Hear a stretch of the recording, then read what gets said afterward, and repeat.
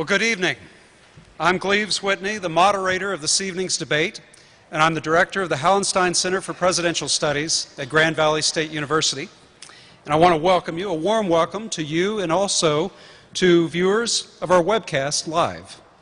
Tonight's event has caused a stir because it brings together two eminent writers who happen to be brothers. Some people would have you think the only thing Peter and Christopher Hitchens share is DNA. But anybody who has read their work knows they share much more than that. Both are independent thinkers, both are fierce debaters, and both are superb writers who show a profound respect for the English language. Christopher Hitchens, the older of the two, is one of the most controversial voices in Anglo-American journalism.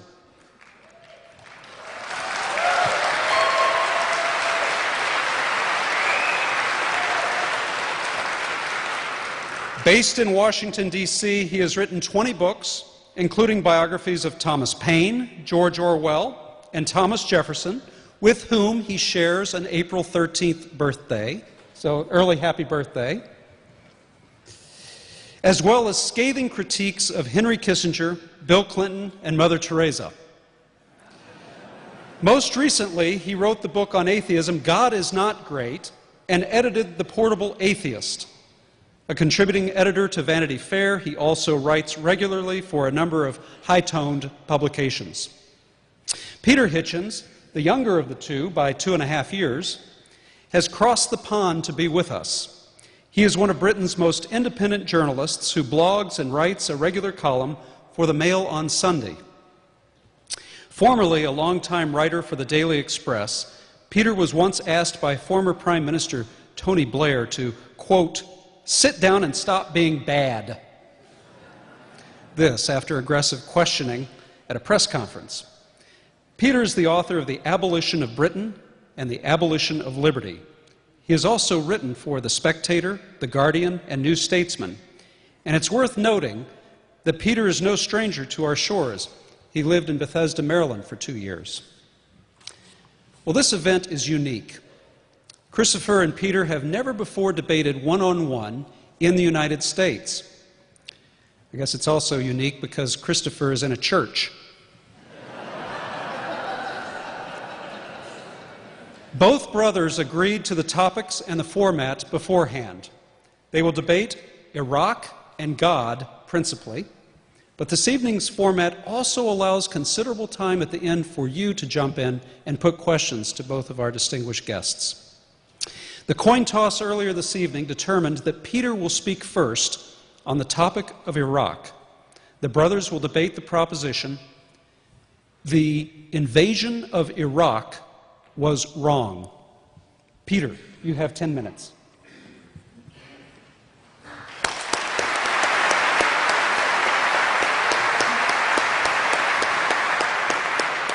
Well, thank you. Can you hear me? Yeah, that's right there. And good evening, or assalamu alaikum, as they say in Detroit. Now, in Britain, as you know, we take the adversarial principle rather further than you do. We don't just have adversarial courtrooms, we have an adversarial parliament and an adversarial press, and we have adversarial families. And I know I'm going to be asked all kinds of foolish questions about whether we got on and what our childhood was like. I would say that it had its ups and downs. My father at one point forced us in a scenario similar to that at Dayton, Ohio, to sign a peace treaty, which I later repudiated by breaking the frame open and tearing it to shreds. And we would spend long summers drenching each other with what was available to hand in those days before the super soaker, which was used washing up liquid bottles. And since then, we've really kept our hands off each other, more or less. Tonight, those of you who are hoping for a session of mud wrestling will, I hope, be disappointed. But I can offer you one small thrill, which is that it seems to me, and it seemed to me the closer I've got to this evening, that I don't ever want to do this again. So there is a very strong chance that this will be the last time we shall ever do this. Turning to the subject under discussion, the war in Iraq. I don't want to make this too easy for myself, because it seems to me that it is actually a fantastically easy position to take. First of all, I'll confess that at the beginning, for some time, my mind was not made up. I considered supporting it, and almost everything in my past made me want to do so.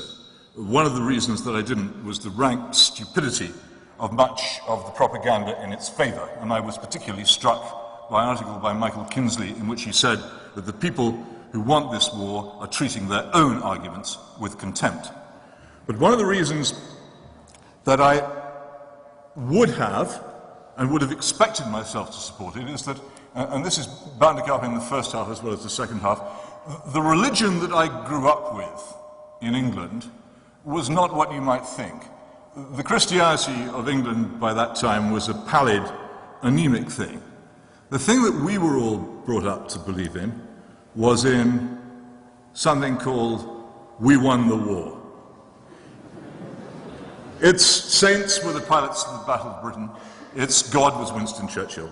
And it suffused everything we did. We lived, you must remember, in this wonderful, peaceful country, largely untouched by foreign attack, in a land honorably battered by war. I was surrounded. The cities that we lived in or near, my father was a naval officer, our father, I should say, on this evening. We lived in cities battered by war, or near cities battered by war, and everything, even as small children, that we talked about was overshadowed by that war, and we thought that it had been good. In fact, we were convinced it had been good, and we grew up entirely believing that you could, by launching war, do good things. As time has passed, and as I have traveled to the nastier places of the world, I've become less sure of this. And I've seen more and more the consequences of those pictures, which we so often see on our television screens, of the missile being launched from the ship, of what happens at the other end. And I've seen also, on a particular and terrifying occasion in Somalia, the arrival of the US Marines intent on rescuing a country in desperate straits, and the subsequent failure despite the enormous good intentions of everybody involved. But there was something else about the Iraq War that I didn't like. And that was this, and it was particularly just as it began, and as I was beginning to feel most strongly that I didn't like it, a Rear Admiral of the United States Navy, and of course I feel rather strongly about navies because of my parentage, was portrayed on the television addressing his ship's company. This was not a stirring or poetic oration. It concluded with the words, "It's hammer time," and this was succeeded by a playing of a song called "We Will Rock You." Well, yes, it is quite funny, except that what they then did was to launch missiles which headed towards a country where they would land, inevitably in some cases, on places where entirely innocent people were living. I didn't think this was a serious attitude towards war. I was reminded continuously, and I have to say I have a largely conservative audience in Britain, and I said repeatedly that I didn't like this war, and I would get angry emails, phone calls and letters saying that I was unpatriotic and wrong. And I would send back one thing to most of these people, which was Kipling's Recessional. And Admiral Keating's outburst made me think most strongly of that particular passage. We loose wild... I should have written this down, remembered it. I remembered it earlier on.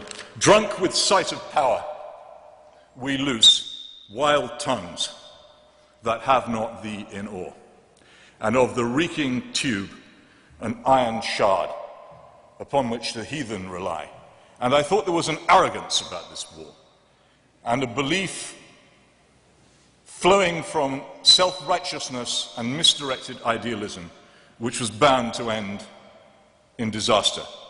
And I thought of my own country at the end of the 19th century embarking on the Boer War and ending, essentially, its imperial power by its overweening folly. And I thought, not merely wrong, but a mistake. And nothing absolutely nothing which has happened since, and I have been to Iraq twice since that war took place, has convinced me in any way that I was wrong. This was an idealist war. It was an idealist war supported by idealists for the best of reasons. And it fulfilled my belief that there is nothing in this world more terrifying than somebody who thinks he is right.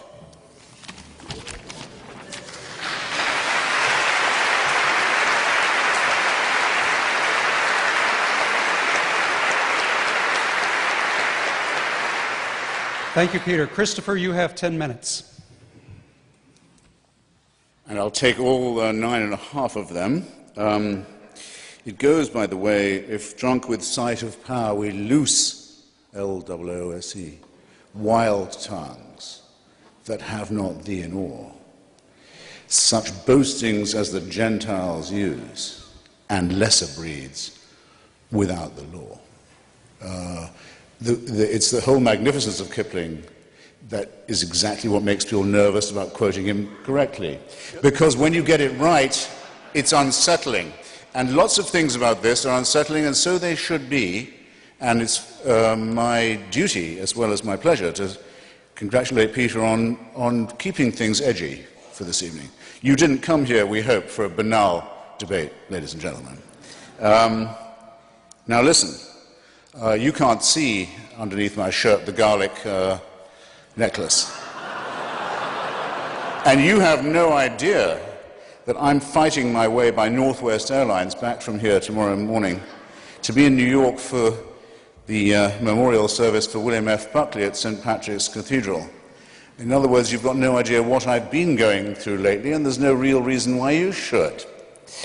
But when they said to me this evening, when you come out, do you want to be at the throne or at the pulpit?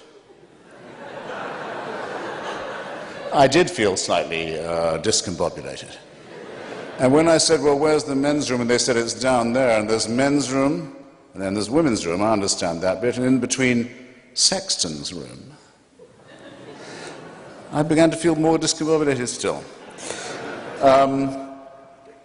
And today is the anniversary of the day in 1945 when my mother and my father got married, after both of them having been through a very long war, very long, brutal, cruel war, that succeeded the long austerity, poverty, struggle with which they'd had to beguile their youth in the 1920s and 30s of interwar Britain, if you can even assume that people in Europe in those days lived between two wars rather than endured a long armistice between two terrifying resumptions of hostilities.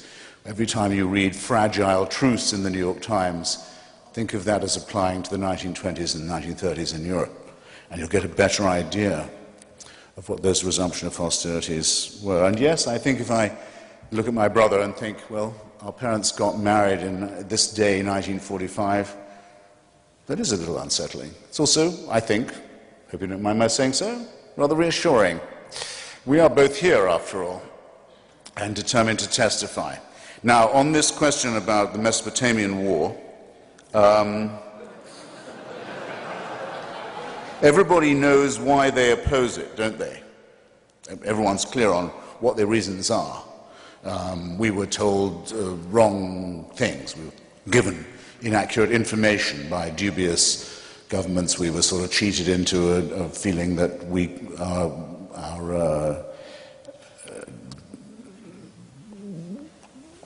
delegations at the UN had overstated the matter of weapons of mass destruction and terrorism. In fact, when you think about it, you'll find that it's probably even wrong to mention Saddam Hussein in the same breath as weapons of mass destruction or terrorism.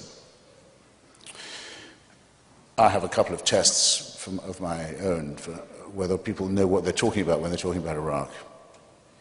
Anyone who says that Saddam Hussein was, okay, a bad guy, doesn't know what they're talking about. You hear that said quite a lot. They don't know. They don't know what fascism feels like. They don't know what it's like to see families forced at gunpoint to applaud the torture and execution in public of their family members. They don't know what it's like to see 180,000 members of the Kurdish people, at a minimum, killed by poison gas in the northern provinces of Iraq. They don't know what it's like to see at least that number of Shia Arabs killed in southern Iraq.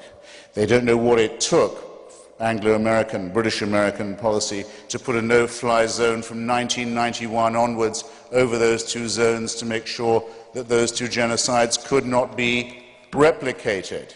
They don't know what it would be like to be a citizen of Kuwait or Iran, seeing Saddam Hussein's army coming over the horizon, attacking your civilians in that way, abolishing, in one case, the whole existence of a member state of the Arab League and of the the Islamic Conference and of the United Nations, abolishing it, annexing it, making it part of Iraq.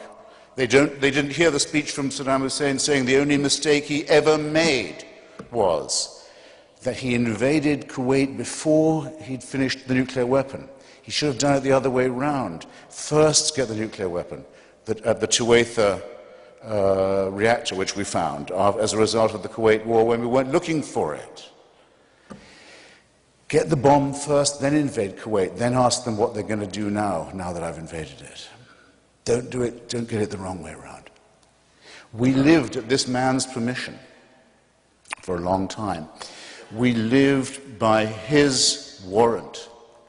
Only his stupidity allowed us to be as complacent as we were. And in the meantime, fighters in northern and southern Iraq were fighting against a tyrant who we should have been fighting ourselves. The liberation of Iraq, in other words, the decision that we had to move the Iraqi people and the region into a post-Saddam era, will stand, I'm convinced, as one of the greatest decisions of American statecraft, as one of the things that American soldiers, male and female, and politicians who voted for it, those who've defended it, will be proudest of in the future of any decision we've ever made. Despite the ridicule, despite the incompetence, despite the failures, despite the disappointments, let us review what we've done. First, we have removed a keystone state of the Middle East from the control and sole ownership of a psychopathic crime family who owned all of Iraq and treated its people as if they were disposable citizens. I remind you that this keystone state occupies a choke point on the Gulf and an arterial carotid point in the world economy that cannot be left to the control of a fascistic mafia. I remind you further that it exists between the exorbitant Sunni Wahhabi theocracy of Saudi Arabia and the no less exorbitant Shia theocracy of Iran, that it is the keystone that allows us, yes us, we who have the right to do this, we who have the right to insist on oil, we who don't have to be ashamed of mentioning oil in the same breath as democracy, to say, if we can recuperate Iraq, if we can recuperate its oil industry, if we can stop it being the private property of a psychopathic crime family, we can not only help the Iraqis, but we can undercut the monopoly or the duopoly of Shia Iran and Wahhabi Saudi Arabia. Does anyone think this is a matter of indifference? Or is anyone willing to get up and say, you, sir, very good for you. I admire your nerve. I wouldn't mind if you were the only one, as you seem to be. You're indifferent to it. The rest of us here, voters and consumers, all believers in freedom, might possibly want to take the view that it can't be for us a nothing question what happens to Iraq. We'll add, in the remaining time, that we have brought one of the great war criminals of the world to justice and put him and his crime family and his main complicit associates on trial in public in a country where, until recently, very recently, it was death, slow death, very slow death, to possess a cell phone or a satellite dish. That we have undone what UNESCO calls the greatest crime against the human ecology ever committed, the destruction of the marshes of southern Iraq, the oldest wetlands in the Middle East, the smoke and destruction of which could be seen from the space shuttle, so terrible was the environmental decay. That we have proclaimed the autonomy of the Kurdish people, the oldest and largest nation in the world not to have a state of their own, and that where they live in their federalized, democratized provinces in northern Iraq, which were released from Saddam Hussein's control a full 12 years before the liberation of the rest of the country, business flourishes, press flourishes, democracy flourishes, civil society flourishes. The sooner, the earlier the intervention by the British and American forces in Iraq, in other words, the happier, the sooner, the greater, the deeper, the more enduring, and the more useful in the future is the outcome. I'm willing to defend, because I've just seen time, I'm willing to defend and underline and repeat and restate and emphasize everything I have said so far. So all of you who've come here under the pathetic illusions peddled by Hillary Clinton, Harry Reid, and MoveOn.org have all your work still ahead of you. And you thought it was going to be easy, didn't you? Bye now.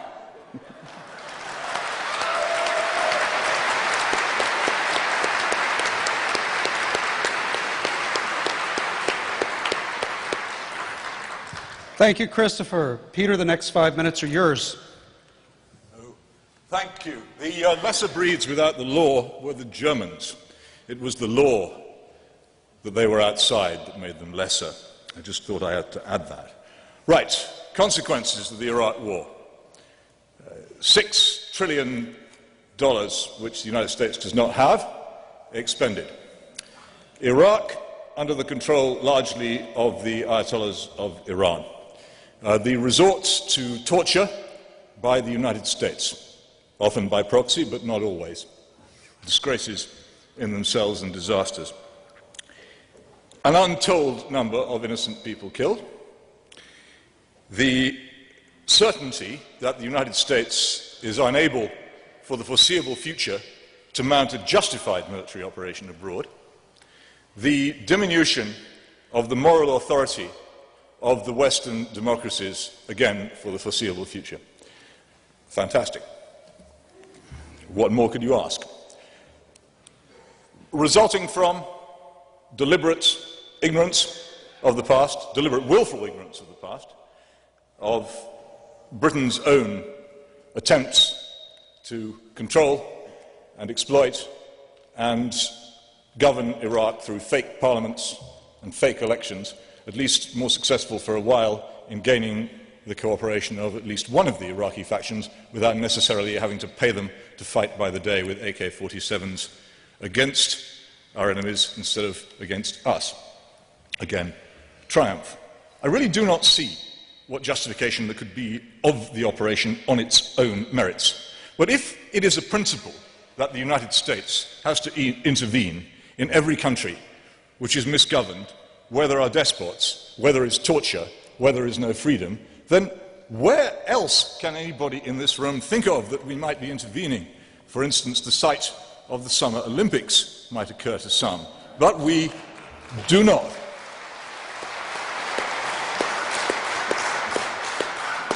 Nor if we're terribly tender about the massacres of Arabs by Arabs, or the citizens of Arab states by other Arab states.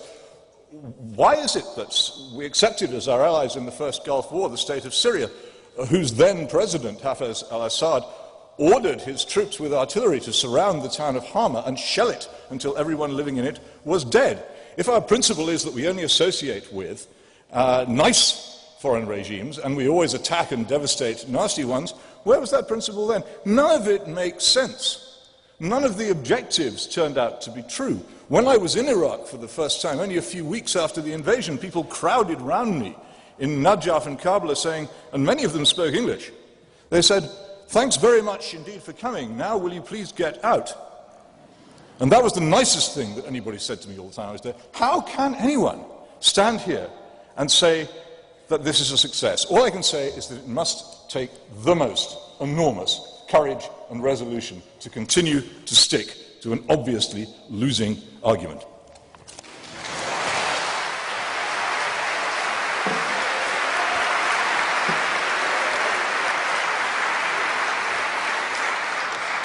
Well, it's obviously come to the actuarial. Seems a waste of Hitchensism in a way to just reduce things to the balance sheet, but we do balance sheet, we'll do balance sheet properly.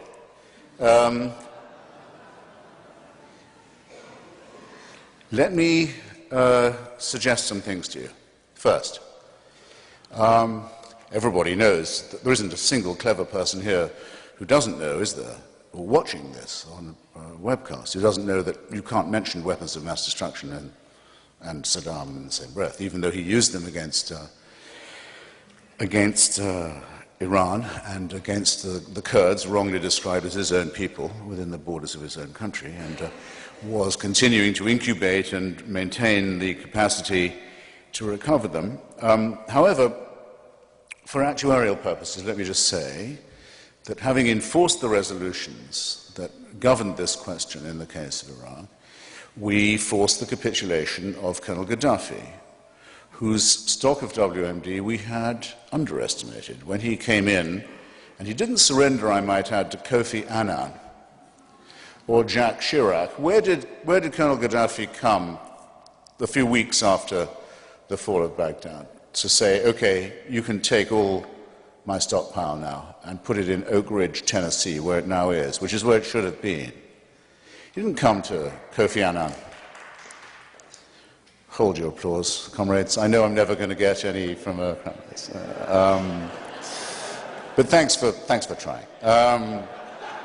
I sort of appreciate it.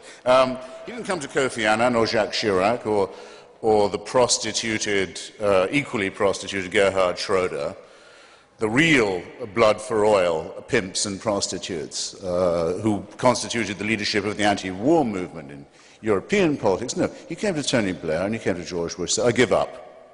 Okay, let's have a look at this big stockpile that Colonel Gaddafi's got all this time. It's bigger than we thought, much bigger than we thought. We accused him of a lot. It was much worse than we thought, as it had been with Saddam Hussein at the time of Kuwait, much worse than we thought. Well, let's have another look. Where's he got it from? Where's it come from? It's come from North Korea. And it's come from Pakistan, our ally. So by walking back the cat, as it's called in Washington, we discover from this capitulation the AQ Khan network. We shut it down. Or at least we put its leader under house arrest, at least for now. At least we put the North Koreans in the frame, and they know we've got them.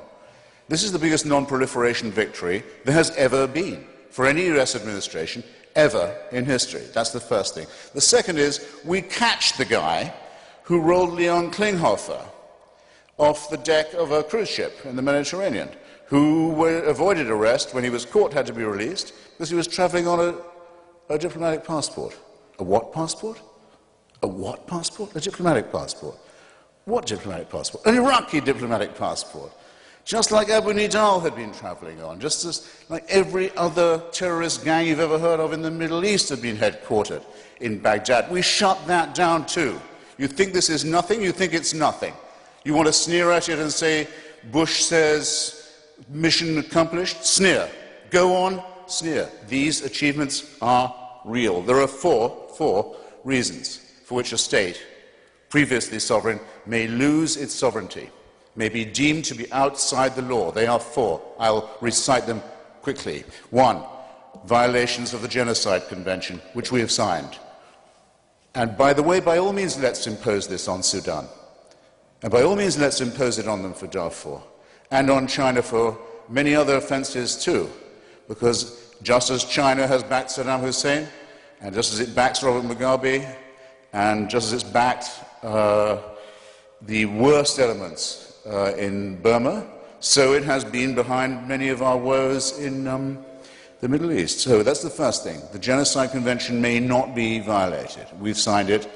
It mandates that you must move to punish or prevent genocide. Second, a regime loses its sovereignty if it violates the Non-Proliferation Treaty. Iraq has used weapons of mass destruction on its own territory and on the territory of others. Third, you may lose your sovereignty if you give aid, comfort and harbour to international terrorist groups. Iraq is multiply convicted of this. And fourth, for occupying and invading the territory of other nations, which Iraq had done several times, continued to do and was intending to do again.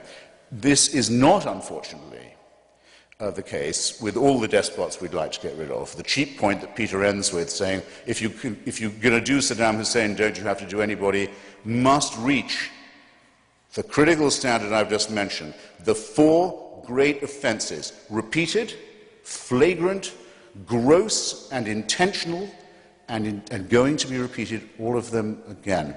It was essential that we move Iraq and the region into a post-Saddam Hussein era, and the woes that have fallen upon us, the second thoughts we're bound to have, the worries about the blunders that we made while doing it, none of which I would deny, and some of which I know more about than you could dare to know. I know things about what went wrong that would curl your hair. Still, none of these can impeach the idea that we did it not too soon, but much too late, and that only therein lies our shame. Thank you.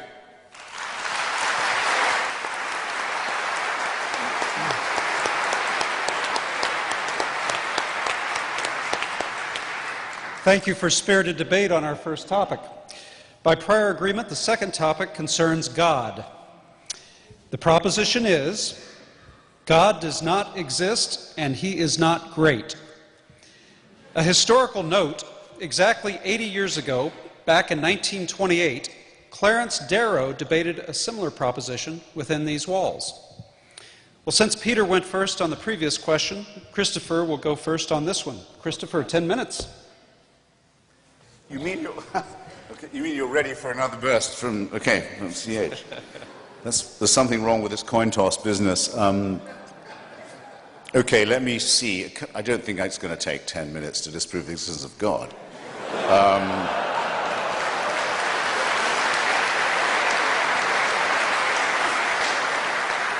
The atheist proposition is the following. Most of the time, it may not be said that there is no God. It may be said that there is no reason to think that there is one. That was the situation after Lucretius and Democritus and the original anti-theistic thinkers began their critique of religion. And I would just ask you all, ladies and gentlemen, to bear in mind a mild distinction while we go on.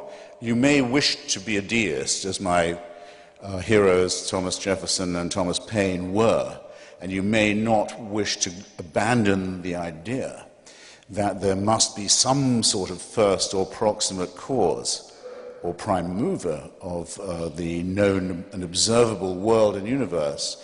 But even if you can get yourself to that position, which we unbelievers maintain is always subject to better and more perfect and more elegant explanations, even if you can get yourself to that position, all your work is still ahead of you.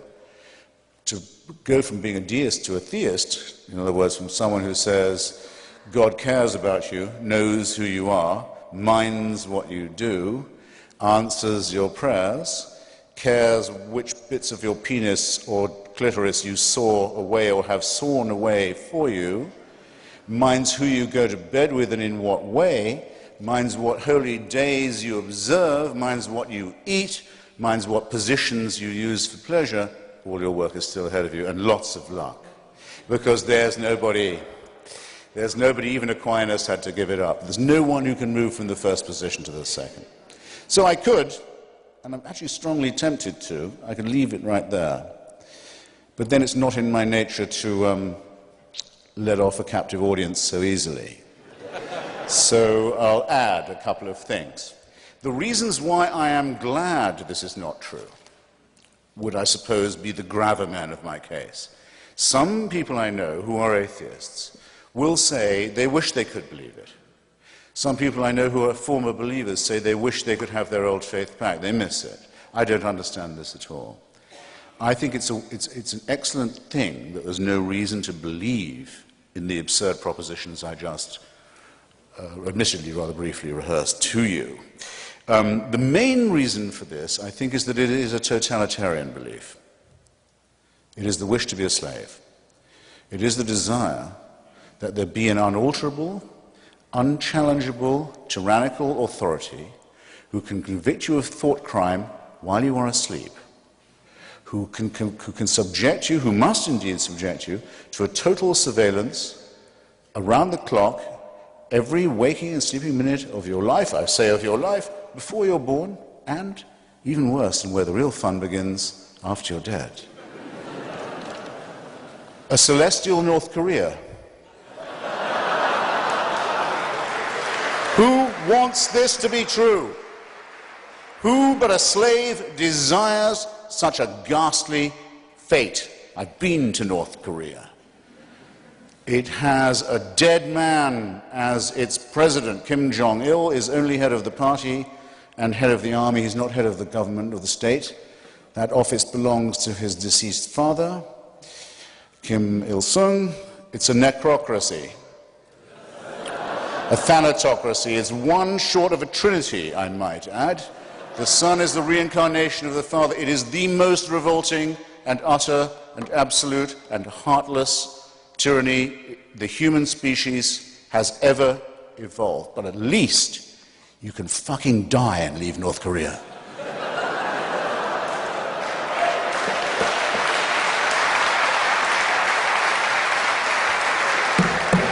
Does the Quran or the Bible offer you that liberty? No. No. The tyranny, the misery, the utter ownership of your entire personality, the smashing of your individuality only begins at the point of death. This is evil. This is a wicked preachment. So, that's the first thing. Second, it attacks us in our deepest, most essential integrity. It's an insult to us in other ways. It says that we, you and I, could not, individually or collectively, decide upon a right action or a right thing without celestial, divine permission. We would not know right from wrong if we did not have heaven's permission to do so. How else could we know? Our human solidarity, our innate knowledge of right and wrong, our acute awareness of what is fair and what is unfair, what is just and worthless to us, these come to us also as gifts from the great unassailable dictator enthroned. What could abolish our integrity? What could abolish our honesty, our decency, our dignity more than that? The third, is a little more pragmatic. Religion is our first, that's why I'm so fascinated with it, it's our first version of the truth. It's our first attempt as a species. It's what we tried when we didn't know anything. We didn't know we lived on a spherical planet. We didn't know that our planet revolved around the sun. We didn't know that there were microorganisms that explained disease. We thought diseases came from curses or witches or ill-wishing or devils or dust devils. We didn't know anything from the childish, terrified, ignorant origins of our animal primate species. We come to religion. It's also our first attempt at philosophy, our first attempt at morality, our first attempt at healthcare, actually, but because it was our first, it is our worst. We now have better explanations for all these dreads, and we have cleared up all of these mysteries, yet we still dwell. And in some countries, in some societies, not just dwell, but live under a totalitarian regime that forbids us to think about the progress that has been made or denies us the knowledge that these advances have in fact occurred. So it has become, where once it probably was an aid to our survival, a really great peril to our continued ability to live as a civilized species. Thus, it seems to me that in point of its proposing of a totalitarian solution to what is after all a real problem, to its ghastly reliance upon the supernatural rather than the much more miraculous, much more beautiful, much more elegant, much more numinous, much more harmonious natural explanations. Think how much lovelier Einstein and Darwin are. Think how much more elegant and persuasive they are than the idea of the burning bush, or the demand that without circumcision there can be no redemption. Just picture it, and then I'll give you one final thought experiment. This is what you have to believe now, if you're a monotheist. Because we now know things we didn't used to know. We know that the human species could be as much as 200,000 years ago. That it becomes separate from the Cro-Magnons and the rival pre-human species. Could be as little as 100. Richard Dawkins thinks 200,000. Francis Collins, who did the Human Genome Project, who's, by the way, C.S. Lewis kind of Christian, thinks 100,000. All right, I'll take 100. I'll take 100. Here's what you have to believe. For 100,000 years, humans are born as a primate species. Expectation of life, what, 25 years for the first few 100,000 years? First few tens of thousands of years. Infant mortality, rife. Microorganism disease, terrifying. Earthquakes, volcanoes, extraordinary. And fights over land, over territory, over food, over women, over tribalism. Frightening too. For 95, 96,000 years, heaven watches this. With folded arms, with indifference, with coldness. And then around 3,000 to 4,000 years ago, but only in really barbaric, illiterate parts of the Middle East. Not in China or where people can read or think or do science. No, no, no. In barbaric, illiterate, backward parts of the Middle East, it's decided we can't let this go on, we better intervene. And what better way than by human sacrifices and plagues and mass murder? And if that doesn't make them behave morally, we just don't know what does. If there is a single person in this room who can bring themselves to believe anything remotely like that, they convict themselves of being, first, very stupid, and second, very immoral. And thus, it seems to me that the case for divine intervention and for the supernatural falls, and that we should be glad that it's fallen. And thank you.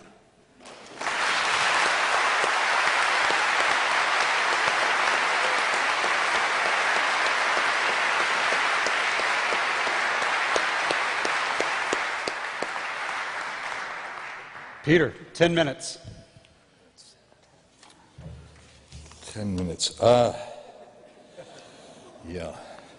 Well, I can tell you're all enjoying the post-Saddam era, which we were told was so good. I wonder whether an invasion of the celestial regions might now be in order, and we could then have a post-God era, which would be of similar delightful quality.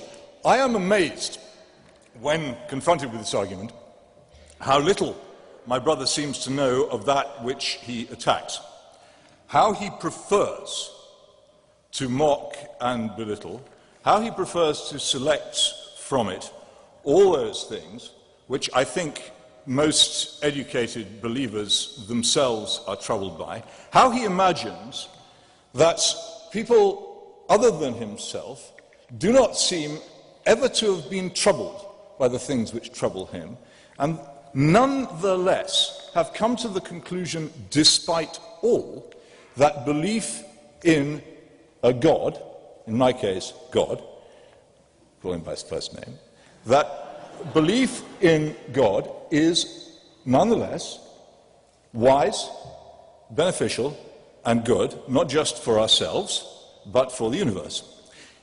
If only the, how shall I say, the flippant, jeering tone could be abandoned for a moment, and we could discuss this more seriously.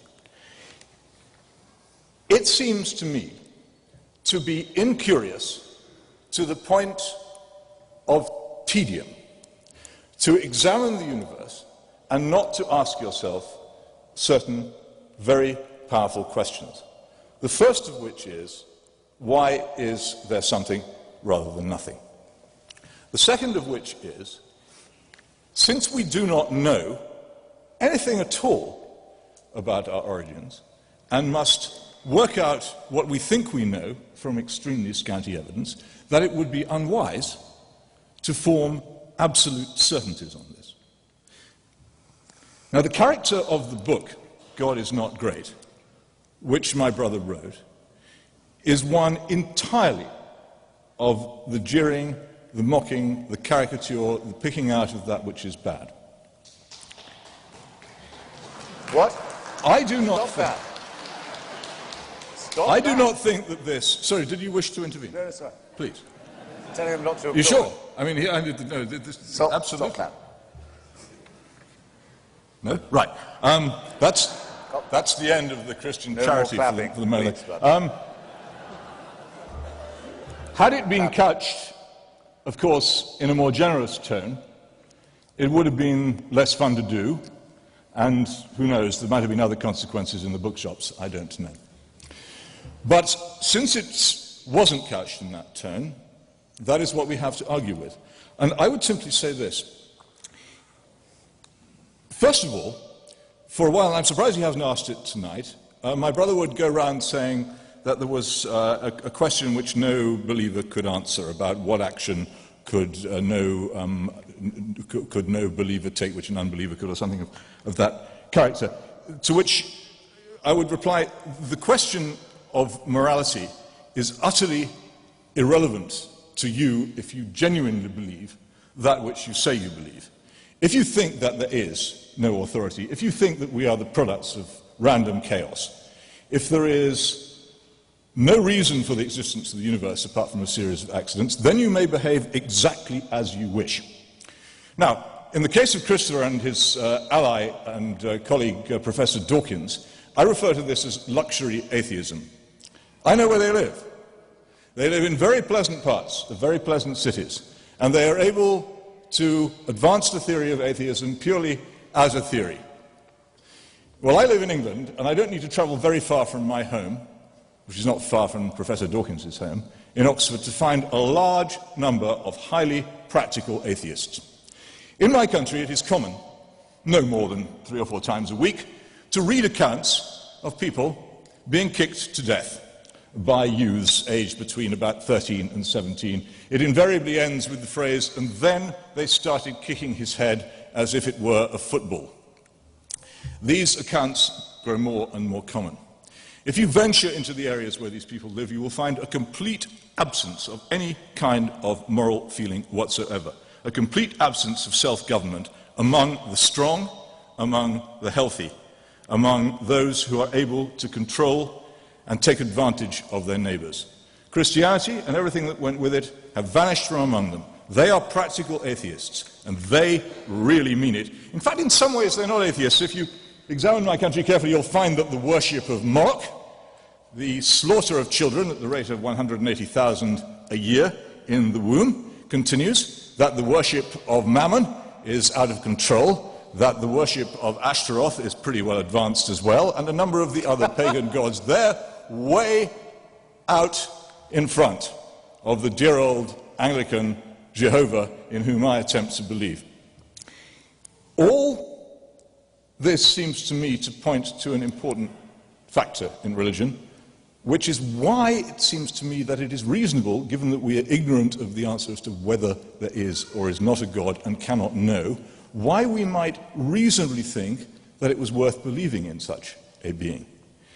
If the universe does have an order, if it does have an origin, if there is running through it an eternal law, then wouldn't it be a good idea to try to find out what it was and to seek to govern ourselves by it? Now, I too have been to North Korea, and I will tell you that I have the opposite impressions to that which my brother had. This is a country entirely run by people who hate and despise the idea of God and who have made themselves into gods. And that, indeed, is what so very often happens when people ignore the very, very earliest part of the Bible, in which the serpent says to Adam and Eve, "Eat of this fruit, and ye shall be as gods." This is what we do when we decide for ourselves that there is nothing above us. We destroy authority. We destroy all the things which turn the hearts of the disobedient to the wisdom of the just. They go. They're going very rapidly in my country. I suspect that if things proceed as they are in our educational system and our trash culture, they will happen pretty rapidly in this one too. And then you will know what happens when God is truly absent, not because he isn't there, but because the only place he can occupy lies within our hearts. And either he is there because we invite him and we seek his assistance in the governing of ourselves, or he is not, and we cease to be able to govern ourselves because we no longer know how to do so. There are many forms of morality. I'm told that human solidarity is a way of running the world. Well, up to a point it is. But the problem with human solidarity is that it operates at different levels. Now, when I lived for some years in Moscow, it was folly to expect anyone to hold open a door in the Moscow metro, big, heavy steel and glass doors they were too, because nobody there knew anything about manners. They let the thing swing back in your face. And if I ever held the door open for somebody else, as I did in my naive early weeks in that city, they'd look at me as if I were mad. Now, something similar has begun to happen to me in Britain. I'm walking down the aisle of a crowded train, and I see somebody coming the other way, struggling with luggage, and I think, well, I'll step out of the way and let them pass. Well, increasingly, the people behind me think I'm having a heart attack, so they barge past me. The breakdown of general assumptions about what is good affects the way that everybody behaves. You cannot have a private morality very long if the public morality is declining. And I say there are three stages of this. As the whole is solipsistic, I will do what I want when there's nothing but left and right. And left is that way, this way, and it's the other way if I turn around. And then there's what you might call the shipboard morality, where there's port and starboard and there's fore and aft, but they change when the ship moves. And then there's the universal one, which flows from the universe, where there is true north, and where there is no difference ever about which is right and which is wrong, and which is the root of all authority. The authority of the state, which places power under the law. The authority of the family, where the parents rule the children. The authority of the country, where the people govern themselves under a law which all accept. All these things derive from that understanding. Without it, we're lost. Why sneer at it? Why seek to bring it down? Why mock it? Why make silly jokes about circumcision? This is far more important than that. I really do wish he'd treat it seriously for once.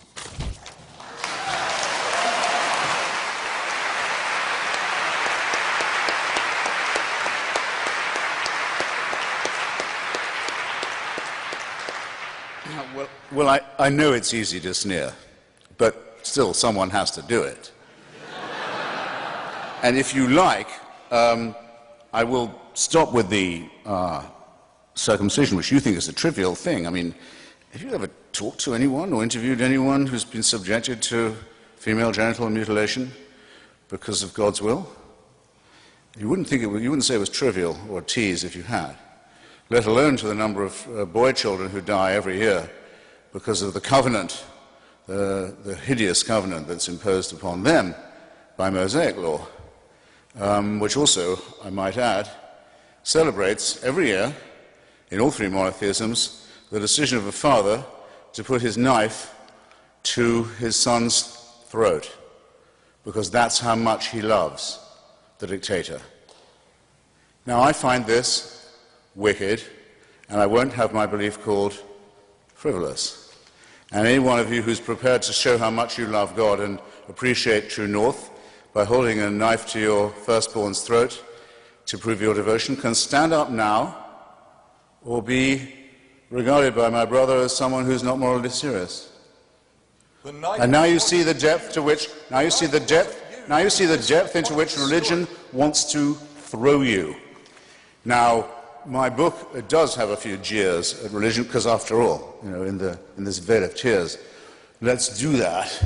But it's been reviewed very seriously by many bishops, many rabbis, by the Pope's chaplain in Rome, all of whom have said, as they've said about previous polemics of mine, that I make some points that they haven't yet come up with an answer to. The reason for that is because they can't. It's not in the nature of them to be able to do so. You either believe, ladies and gentlemen, brothers and sisters, comrades and friends, in the idea of vicarious redemption, or you do not. And you either think it's morally serious or you don't. In other words, you can either say, yes, I may have sinned badly, but I can throw my sins on another, and he can take them from me and die for me and suffer for me and take my responsibility away, or you don't think so. I think vicarious redemption is the most immoral idea in current circulation. I could, if I wanted to, if I knew you, or even if I didn't know you, I could offer to take your debt and pay it. It's been done. People will do that for friends, for lovers, even for strangers. I could offer to serve your term in prison, if the law allowed it. Say, I don't think you can do it, probably I can, I'll serve your term, I'll do that for you. But to say, I'll take your sins away, you never committed them. You're washed white as snow and clean as new. And you can watch me being tortured and put to death as a lamb, as a sheep. And I'll call you a sheep, and my congregation will be called a flock. From then on, is a double humiliation. First, it's a hideous outrage on the scapegoat. Second, it's a terrible insult on those who agree to be called sheep. Anyone here want to stand up and say, I'm a sheep? I'm a lamb? Yes. Good for you. Anyone else? Good for the rest of you. Fine. Sheep you are. It's not usually that easy. Now, okay, why is there something, not nothing? Good question. Why is the universe expanding so fast now that it's just been discovered that the red shift of Edwin Hubble is not an expanding rate that is slowing down, as Newton would have had us believe, but is an expanding rate that is speeding up? Physicists thought the universe would slow down. No, the rate of expansion is so great now that very soon it won't be possible. Read Lawrence Krauss's piece in the current Scientific American. Won't even be possible to work out how we ever worked out what the Big Bang was.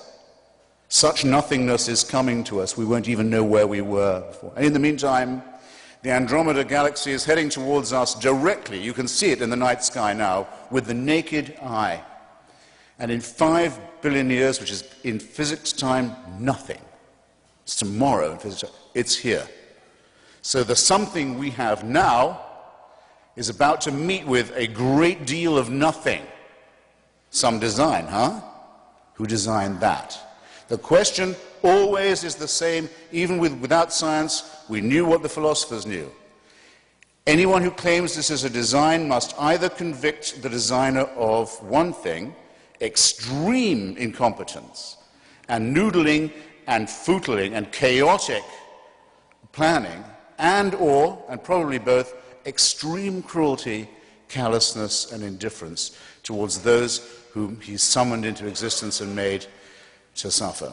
These points cannot be overthrown by any kind of casuistry, and certainly were not even challenged by the casuistical efforts you just heard.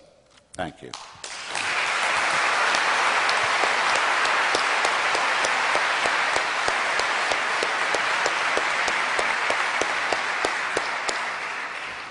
Peter, 5 minutes. Less, I hope. The knife at the throat was not used. And that is the point of the story. Why else is it told?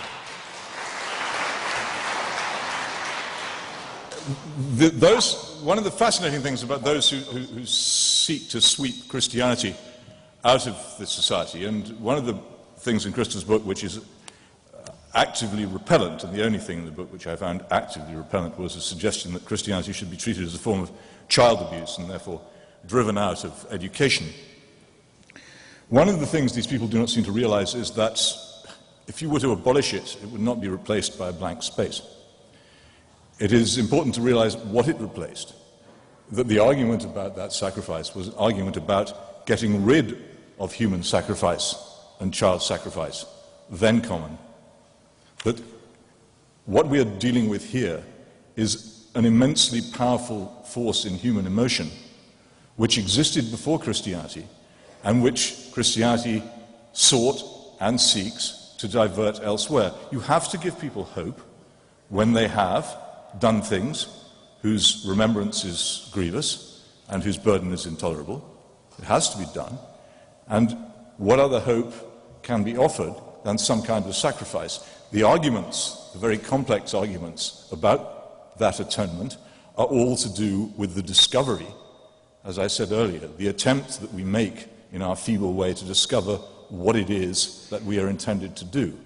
But to mock them as if they were a matter of a man sticking a knife towards his son's throat with the idea that this was a recommended action in the manual of life is not really a misunderstanding, it's falsehood, and really shouldn't be acceptable in civilized debate to speak as if something is being advocated when it is actually being preached against. And it is, again, this failure of understanding of the purpose of the thing, the failure to understand that it has any good or benevolent characteristics whatsoever. When it does produce good characteristics, in the book you will find that those who are Christians who do good things are recruited to the atheist cause. No, they didn't do it because they were Christians, they did it because they were something else. And if societies do anything bad, then the Stalinist state of the Soviet Union is said to have done those things because Stalinist communism was in fact a form of religion. You can't win. It's completely secular. There is nothing that anybody can do which is religious and which is based on a belief in God, which Christopher will think is right, and if anybody does anything which is wrong, then it will be God's fault.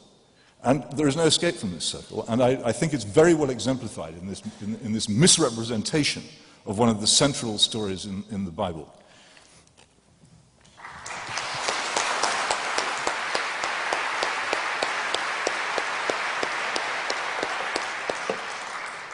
Well, my fellow sheep-like Americans, is it not the case that in the matter of the Eid, the Muslim sacrifice, or in the matter of the Abrahamic sacrifice of Isaac, that the first test the father must pass is to show his God that he's at least willing to do it, that his submission can be taken for granted, even to this extent? Is there anyone here who does not think that that is the grandeur of the story, as well as what I would describe as the horrible sadomasochistic submission? Only then, only when he's shown, yes, I will do it, that's how much I love Big Brother, only then is he released from the obligation. This is the torturing. This is even worse than the book of Job. It's even worse than the toying by the dictator of the fate and emotions of one of his effortlessly made creatures. Anyone who loves this loves to be a slave. Now, on the point of morality, my brother has written very well in England and indeed elsewhere about the awful nihilism and relativism that has poisoned so much of our social and national and collective life. I have more agreement with him on this than perhaps he understands, but to say that this is to be equated with atheism is simply to misunderstand what nihilism and relativism mean. And that's very...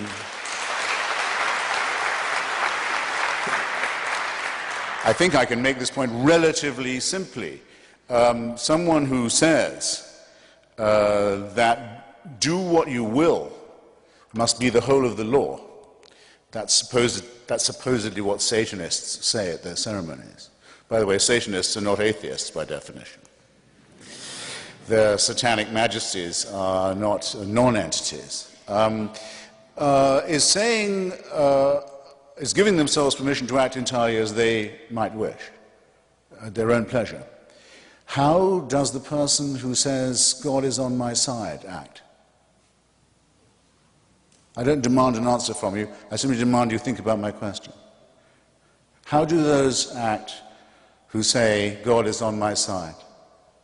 Do they not act as if, do they not behave in Iran, in Iraq, in Bombay, in Beirut, in Belfast, as if they have the right to do anything at all because God has given them permission? Yes, they do. You don't get rid of nihilism. You don't get rid of relativism by claiming you have God in your corner.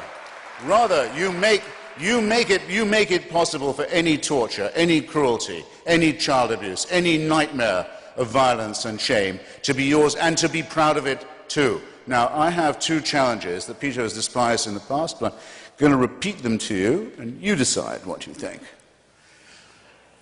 If you think that morality must be supernaturally referred, that without heavenly dictatorship, we would not have a moral guide, you must have an answer to this question, which I've now asked in print many times, in public many times, radio, TV, any number of times, not yet had an answer to. Name me a moral action performed, or moral action recommended, or moral statement made by a believer. Name me one, by a true believer in religion, that could not have been made by a non-believer. Name me one. Think about it. I'm not demanding an answer now. You have all evening. However, you won't need all evening for my corollary question. Name me a wicked statement, or a stupid or evil statement made, or stupid or evil action performed by someone claiming God's permission to do so. You've already thought of one. Before this evening is over, you'll have thought of 2 or 3 more. The connection between religion and morality proposed by the believers in supernatural dictatorship is thoroughly, utterly, morally null and void. In fact, it's worse than that. It is an excuse for, and has always been, continues to be and will be, an excuse for worse evil than any secularist or atheist could ever have permitted themselves or others. Glad you got that point.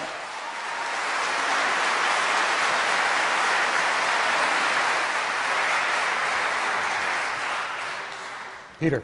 Oh, yeah, I was just going to say, I mean, I can think of actually an instance of something which a believer did and an unbeliever didn't do, which is that a few years ago I resigned from my newspaper when it was taken over by a man whose main business was pornography. And I was surprised the other week to see a copy of another sister newspaper owned by that same man being adorned by a column written by my brother. I didn't get that bit. Do you mind saying it again? I don't mind at all. You may remember. I just didn't hear it. I'm not trying to be funny. Okay, no. I resigned, if you recall, from the Daily Express about 7 years ago when it was taken over by a man whose main business was pornography. I was slightly surprised a few weeks ago to find that a column written by you appeared in one of his newspapers. But that isn't a response to either of my challenges, is it? I mean, you asked for one. I submit myself to the arbitration of the audience. That doesn't answer either of my questions. By the way, I'll tell you 2 answers I have had, the best 2. One is an exorcism to throw out a devil couldn't be performed by a non-believer. A better try than the one Peter's just come up with, but a bit of a tautology. And the second, that I got only yesterday from a very thoughtful writer of a letter from, I think, Georgia, Atlanta, Georgia, is could John Donne, one of my favorite poets, along with George Herbert, a religious poet, have written those songs and sermons if he had not been a believer? The answer to that, which has kept me awake longer than any of the other ones, is that I don't know. Because I don't know how Verdi wrote the Requiem while being an atheist either.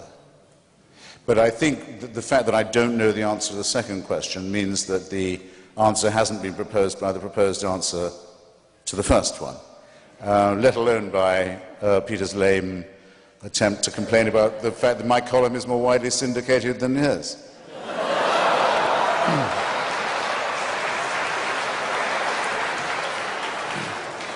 Peter, did you want to respond? Sorry, more widely and promiscuously syndicated than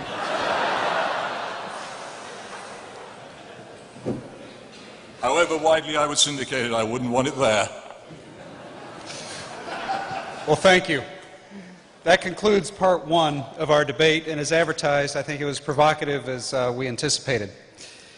Part 2 gives you, the audience, the chance to put questions to the brothers. I think they're doing a good job putting questions to each other, but why don't we mix it up a little bit? And if you'll come to the microphones at the end of each aisle, there's also, I believe, a microphone upstairs. Although I do not, okay, it's back in this corner over here. If you would please take your place at the microphone, and let's go ahead and start since we have a queue over here. Let's go ahead and start with you. Yes, ma'am. Professor. Hello. Hello. Hello. Okay. We can hear you. Professor Hitchens, can you... Dr. Hitchens. I heard you correct someone in a previous talk and tell them. Thank you, ma'am. Yeah. Can you speak on what you see as the relationship between self-interest, enlightened self-interest, and morality? And? Morality. The lady, in case it wasn't audible to all, the lady asks if I will comment on the relationship between enlightened self-interest and morality. My line is not that taken by, for example, Ayn Rand, that selfishness is a virtue on its own. I don't believe in the abnegation of the personality. I don't believe in the horrible Christian idea of masochism, modesty, self-sacrifice, self-hatred, the endless confessions of sin and worthlessness, any more than I believe in the equally vile Quranic idea that we're made not out of dust but out of clots of blood by a celestial dictator. But I think that probably we are innately selfish enough to begin with, because of the process of evolution by natural selection, that we don't need additionally to cultivate our own selfishness. And that the trick, the clue, and the odd thing, and the thing that comes to people strangely naturally is this. They understand about human solidarity. I'll just give you two examples, one from each testament.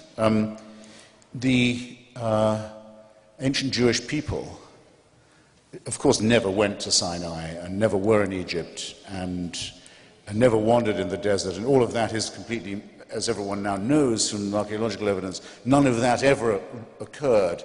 But the idea that our Jewish ancestors got as far as Mount Sinai under the impression that rape, murder, theft, and perjury were okay, and only when told by tablets that they weren't all right, felt the penny drop or the shekel drop, is, of course, an insult to our decency and our integrity. They couldn't have got that far or been a people of any kind if they had been under any other impression. So this is innate in us, and it comes from our solidarity, our humanity, our brother and sisterhood. The second is from the so-called New Testament, the Samaritan, so-called, the man from Samaria, who wouldn't see someone just lie bleeding and suffering by the side of the road without helping him. Whatever motive he had, and we don't know what it was, he can't have been a Christian, because it's the alleged Jesus of Nazareth telling the story about someone who existed before he did. And the only people in the story who we're told about who didn't do anything for the victim are the priests and the Levites. So what the story tells us, this parable, is you don't need religion to behave with ordinary decency and morality. And anyone who says you do says that you need dictatorial permission to do the right thing. And then you're a serf.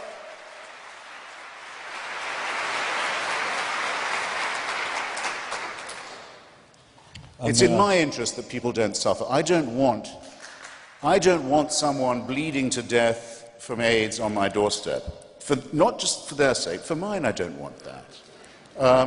Oscar Wilde in The Soul of Man Under Socialism puts it very beautifully. He says socialism would free us from the awful necessity of living for others.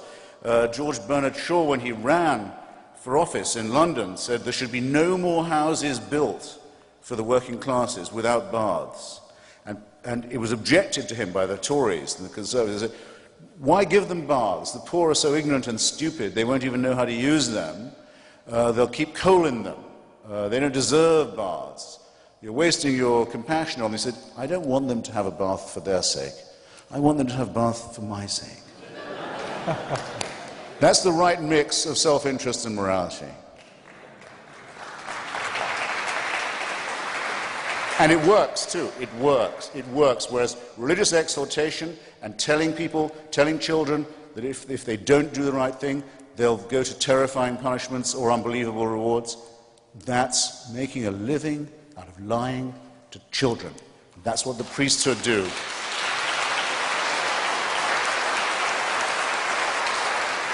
And if all they did was lie to the children, it would be bad enough. But they rape them and torture them and then hope we'll call it abuse. No, the priesthood must get out of the way for this argument to become grown up.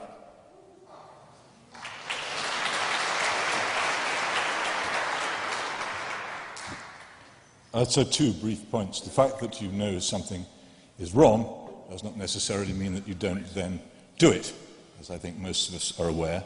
And secondly, it's all very well saying the people who are unbelievers know what is right, but how do they know it's right? What reason do you have to suppose that any action is right, apart from that which suits you? There is none. And you can have none. You may borrow with pleasure the morality of the religious if you wish to do so, but to pretend that by doing so you're not borrowing it is an untruth. And it's amazing how difficult it is to get atheists to understand this very simple point. And one other point about threatening people with terrible punishments. It seems to me to be fairly evident, looking again at my own country, that in societies which do not believe in hell, hell pretty quickly comes into existence. Bah! You're going to clap that? Who clapped that? Stand up, who clapped that? Okay, we have you other clap people that? who want to ask questions. Let's move on to our next questioner. Dr. Hitchens, quick question. Professor. Is truth real?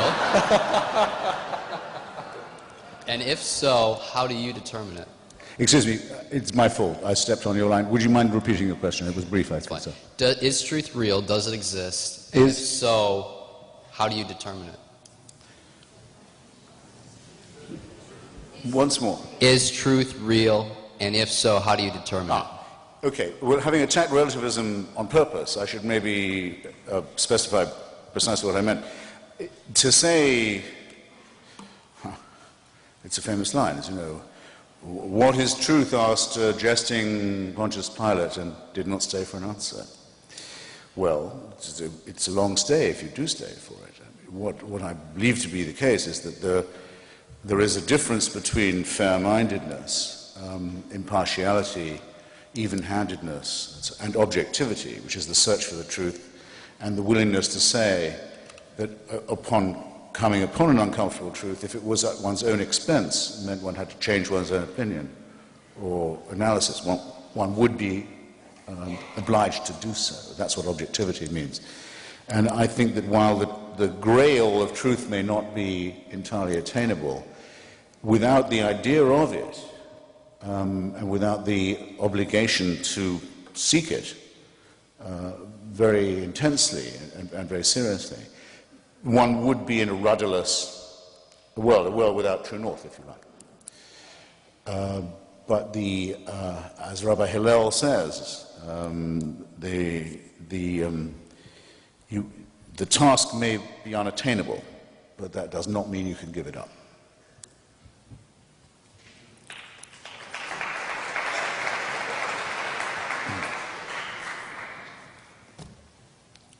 Rabbi Hillel, by the way, who is the author of the Golden Rule, which the Christians so often claim to be their own. Wrongly, falsely, lyingly, and doubly falsely, actually, because the obligation to love others as yourself is an unattainable one. And it's sinister for that reason, because it's demanded of you that you do the impossible.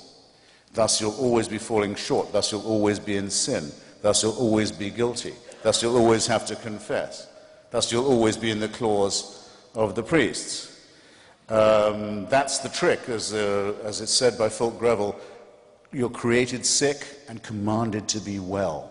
This is a sadomasochistic relationship with the dictator. You can't be right. You'll always be wrong. The law is such as you can't keep it. Whereas the relatively sane injunction of the Babylonian rabbi, at least, is what is repulsive to another, what is repulsive to you, you should not do to another. That's a decent rule. But no one had better stand up and tell me that I need a God to tell me that. Peter, did you want to respond? No, I love it. Okay, we have a question up on the balcony. Yes, this is a question for Professor Hitchens again. Doctor. Doctor, fair enough. On your website and in your books, Build Up That Wall, you mention eliminating taxation, freedom of taxation for churches, And I was wondering what your thoughts were as to how that might, if we were to someday do something like that, how that might affect the separation of church and state that we enjoy right now. Well, it seems to me a violation of the Establishment Clause of the First Amendment that any religious institution can receive any payment from the United States government. I would regard being tax-exempt or tax-free as a disguised form of subsidy, as I regard the so-called faith-based initiative to be a surreptitious violation of the same. Yeah.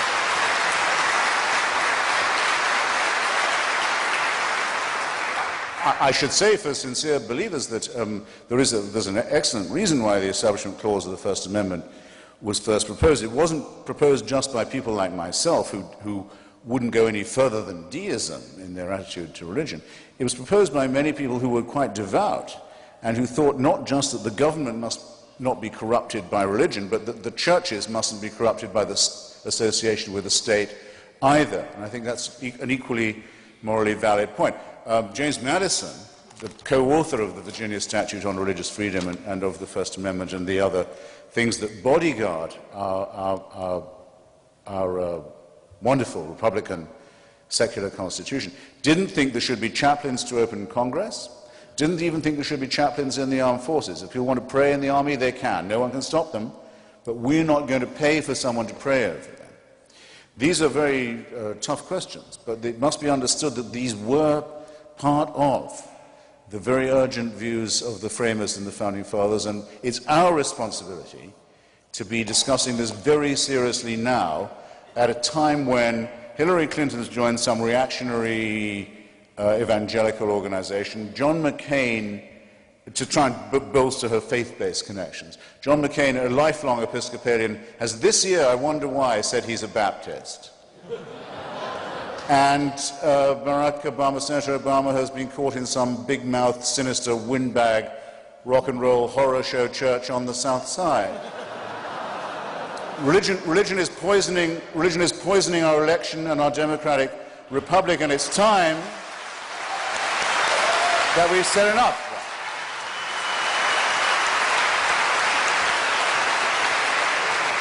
If you want to be a fraud and a fundraiser and a shakedown artist and a big mouth and an ethno-racist in this country, try your best. But it's long past time that we said putting Reverend in front of your name is not enough of an achievement to do that.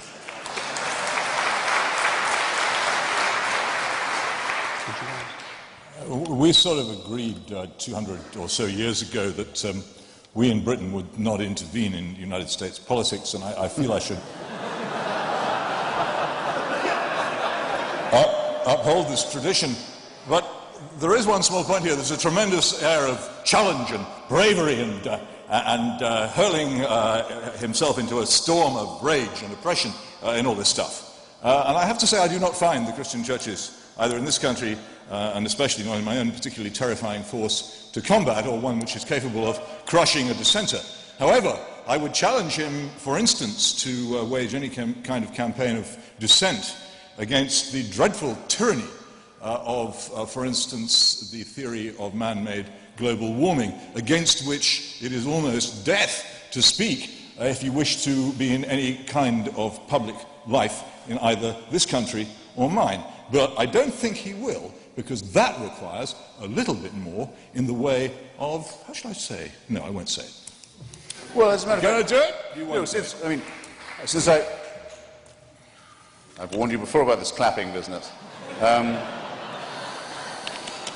Since that's a challenge, I hope you won't mind if I speak again. It's not really my turn, but I have just written a piece for Free Inquiry, secular atheist magazine I contribute a regular column to, saying that it disturbs me to see how much the green movement is taking on the lineaments of a religion. That the human species has an original sin, in other words, existing, making smoke, other things that upset the air, that it will be punished for this, that an Armageddon or an apocalypse is on its way, that if all don't understand this, that there could be terrible punishments, and that there's only one true way out of it. No, I've already written that I don't like the tone of this at all. just in case. Good, cautious, You don't have to read. but a You don't have to good read everything I write. You don't, but you guys, you do. And next time we talk, I will expect you to have read everything I wrote. Okay, our next question. Before I attempt to challenge Mr. Christopher Hitchens with a question, no, Professor Christopher Hitchens. Thank you. I should say that I've taught a number of your books here at Grand Valley State University. My students revere them, and so do I. Thank you. You've been a very eloquent critic of empire throughout your career, and as a young man, I admired you a great deal for it.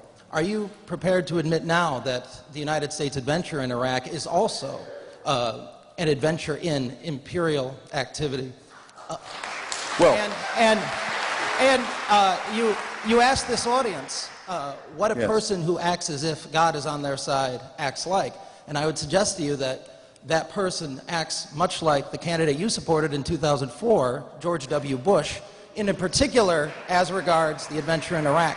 yes. No, I quite understand your point, and my response would be the following, and I hope you're ready for it.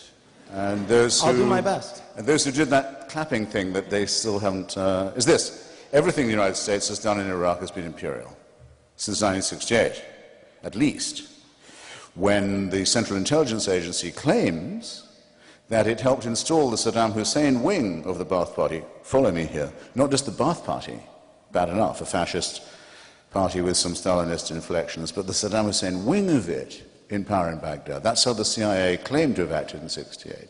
The United States was still an empire in 1974 when Henry Kissinger promised the Iraqi Kurds American support in their fight against Saddam Hussein with the backing of the Shah of Iran and Israel, and didn't tell them that he was about to sell them out when Saddam Hussein and the Shah of Iran were going to make a handshake over their dead bodies. That was just as imperial.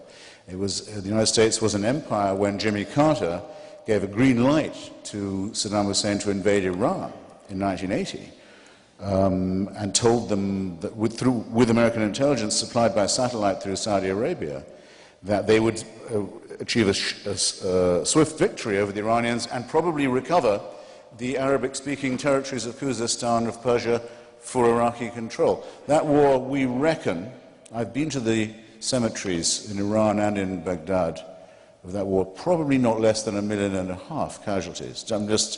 I haven't factored in all the casualties. All of these were imperial. In other words, if the United States is either imperial or it isn't, if it is, it's just as imperial not to intervene in Iraq and to leave the status quo the way it is, as it is to intervene. In 2003, for the first time I know about, the United States intervened in Iraq on the right side. And I'm proud of having advocated that policy. Okay? I knew I wouldn't get any applause. But I just want you to know that's what I think is the distinction. No, hold it. Please, that's the distinction. Now, there was, not to intervene would have been just as imperialist. And that was the attitude that Kissinger, Scowcroft, Bush Sr., Pat Buchanan, and the other elements of the conservative and imperialist right did advocate, because these are the Saudi lobby who are the core of imperialism in my hometown of Washington. They said, no, leave Saddam Hussein as the buffer state. We like things the way they are. Don't you tell me that's a non-interventionist policy, okay? And don't tell yourself that, because you're letting yourself and your MoveOn.org friends off much too lightly, okay? Voila.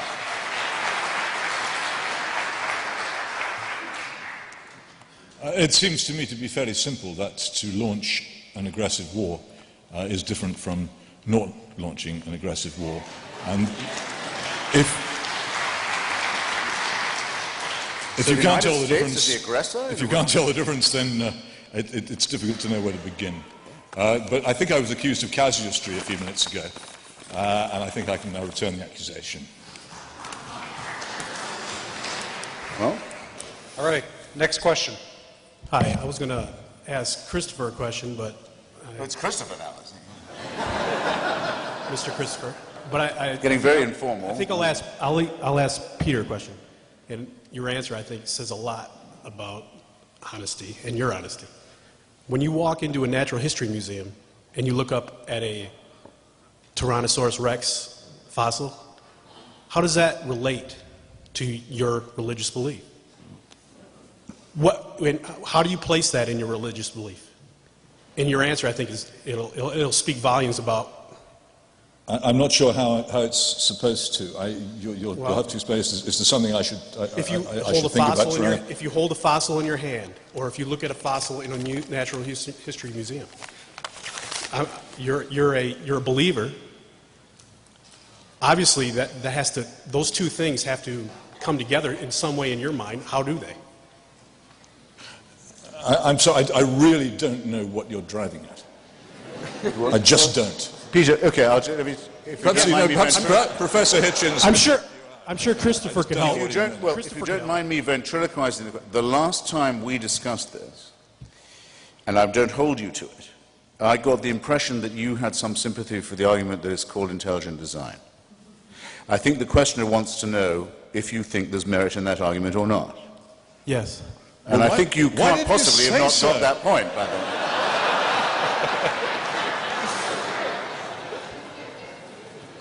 Well, go ahead. And if you say no... So what actually is the question? Can we settle that, then I'll answer it. Well, that's a good question. It's just a general question about if you walk into a natural history museum and you see these fossils. Oh, back to the museum. Do you think there's any merit to intelligent design? To me, the two cannot, it's either one or the other. It's just an honest question. One what or what? Belief. Give it up. Give it up. Are we at an impasse? Forget it. Sorry? Well, I don't believe in the young Earth. So You don't? Then how can you have a... I thought it was a question. What if the question was, do you think intelligent design is an argument with merit? So pretend that was the question. So, sorry, it's these microphones. Actually, I'd like to know what you think. Do you think that intelligent design is an argument, a case that has merit? Yes, I think it's an interesting skeptical current. And I think that it deserves to be discussed fairly. It's interesting, in my country, you can go into almost any bookshop and the shelves are groaning with the works of Richard Dawkins, denouncing the terrible people who think that just maybe possibly the theory of evolution may have some faults. You cannot find, try as you may, a single book which can give you any idea of what it is that Professor Dawkins is attacking. It's not allowed. No publisher will publish it. No bookshop will stock it. It seems to me it's an interesting thing to be discussed. I have no idea how the realm of nature took its present shape, nor has he, nor has you. Nor have you. Nobody has. We don't know. It's something which is open to discussion. As a skeptical current, it's interesting, and I think it's one of the other things which is fascinating is the way in which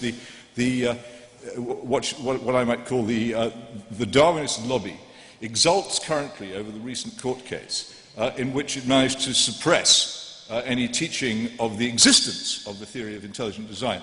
Now, the case which the Darwinists used to exult over, quite rightly, was the Scopes case, so ably misrepresented in the film Inherit the Wind, in which it was the boneheaded, literal, Bible literalist creationists who were attempting to suppress the teaching of Darwinism.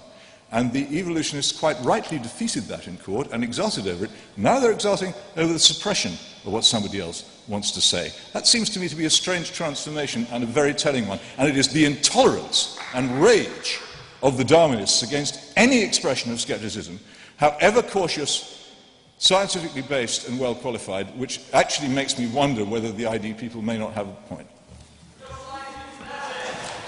Well, I mean, I think there is a ghost of a point there, but it's only this ghost. It's the following. That evolution occurred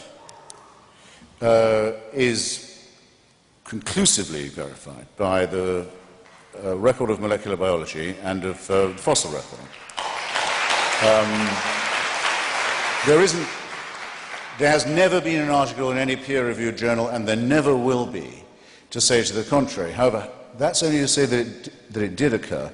How it occurred is not something that's completely consensual, and the Darwinian theory of natural selection is only so far the least contested of those explanations. And Stephen Jay Gould, for example, of whom I was something of a friend and a great admirer, and Richard Dawkins, who's also a friend of mine, had a tremendous disagreement, still do, posthumous in the case of now, about punctuated evolution, about the steps by which this occurred. But that it occurred is not to be doubted. And thus the idea that there can be equal time for the opposite theory in a science class is as false as to say, well, children, the chemistry period is over, now after the break we'll be doing our alchemy class. Or your astronomy teacher is off today, but your astrology alternate can check in. Nonsense. And when President Bush says we should teach the argument, I'm with him, if he's sincere, because everything I know about the Darwin argument comes from two great set-piece debates, one in Oxford in the late Victorian epoch between Bishop Wilberforce and Thomas Huxley, the inventor of the term agnostic, about Darwinism, and the second in Tennessee in the 1920s, even more famous. But if the president wants that, and he wants his faith-based initiative, then every church that gets a subsidy or a grant must also teach Darwinism. Equal time. Is that what the president wants? I am sure I know the answer to that. Thank you. You're a fine American, question. Christopher. Come up here. We need the microphone upstairs, please. Try it again, sir. Please do.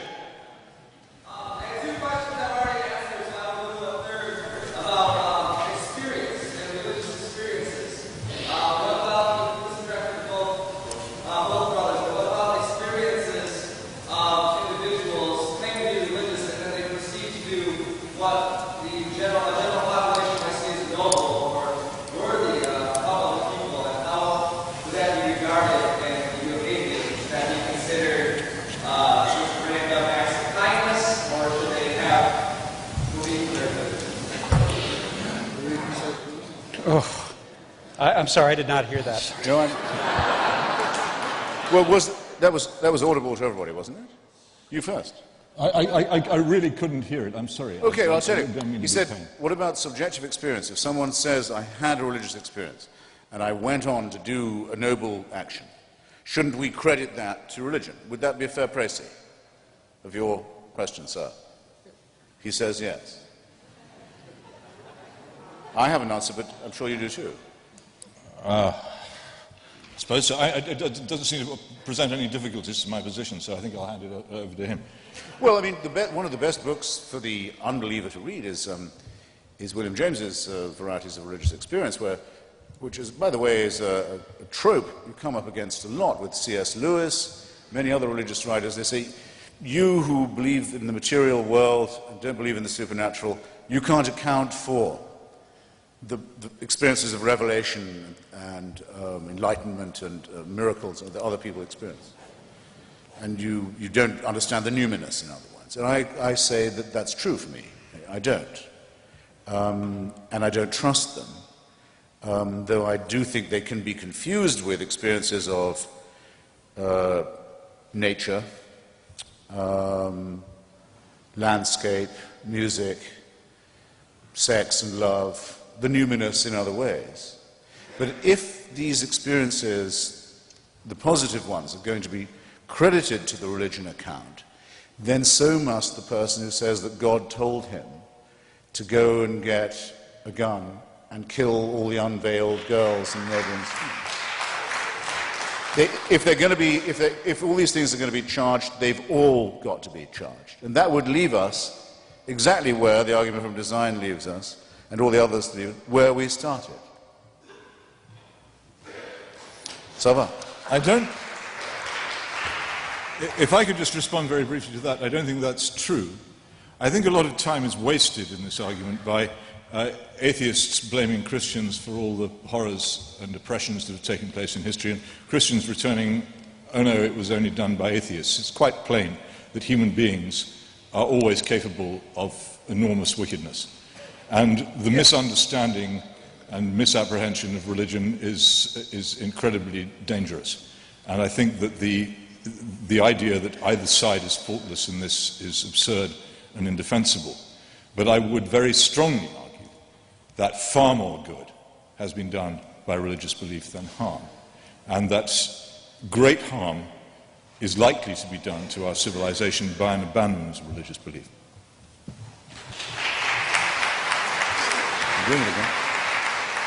Sir, our next question. Hi.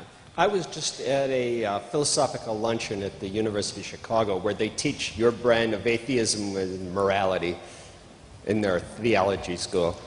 But they were congratulating Chicago alderman on his life. And one of the things that they cheered was that he had spent several months with Trotsky in Mexico in 1928. They thought this was really great.